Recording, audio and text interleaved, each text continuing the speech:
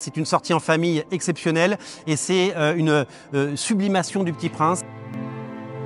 Donc vous êtes ici dans l'ancienne base sous-marine allemande de Bordeaux, édifiée par les Allemands durant la Seconde Guerre mondiale. C'est une expérience d'une quarantaine de minutes qui vous fera vivre les mêmes émotions, on l'espère, que celles que vous avez vécues quand vous avez lu le livre. Pour la première fois, Le Petit Prince est adapté en exposition immersive, un spectacle de 45 minutes absolument magique dans lequel on redécouvre l'œuvre et dans lequel on découvre en images animées avec une bande-son absolument incroyable cette œuvre qui traverse les générations depuis plus de 80 ans.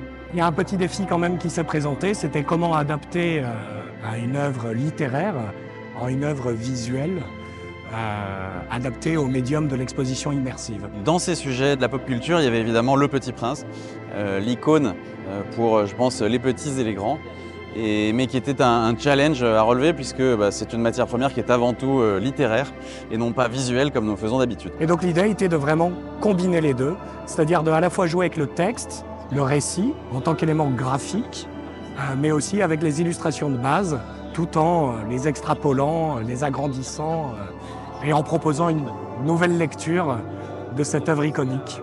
C'est un défi déjà à deux égards. Le premier, c'est s'attaquer au Petit Prince, qui est quand même donc un monument de la culture française, mais aussi mondiale. Ce qui nous met un petit peu de pression sur la qualité du résultat.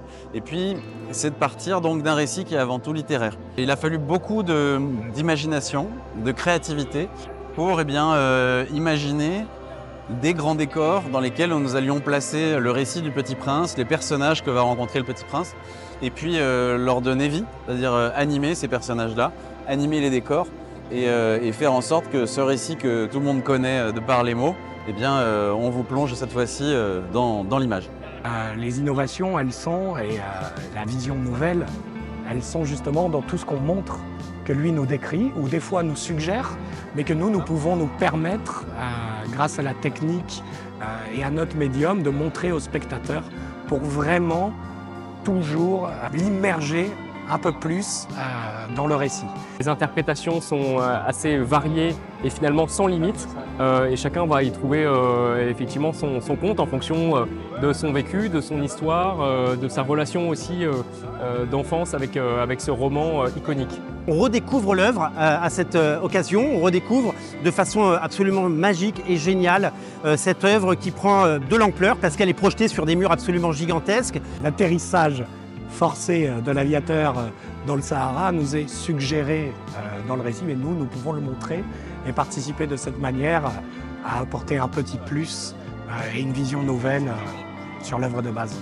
Ça a été vraiment une collaboration très facile d'un bout à l'autre du projet. On a beaucoup discuté avec eux sur l'écriture du synopsis.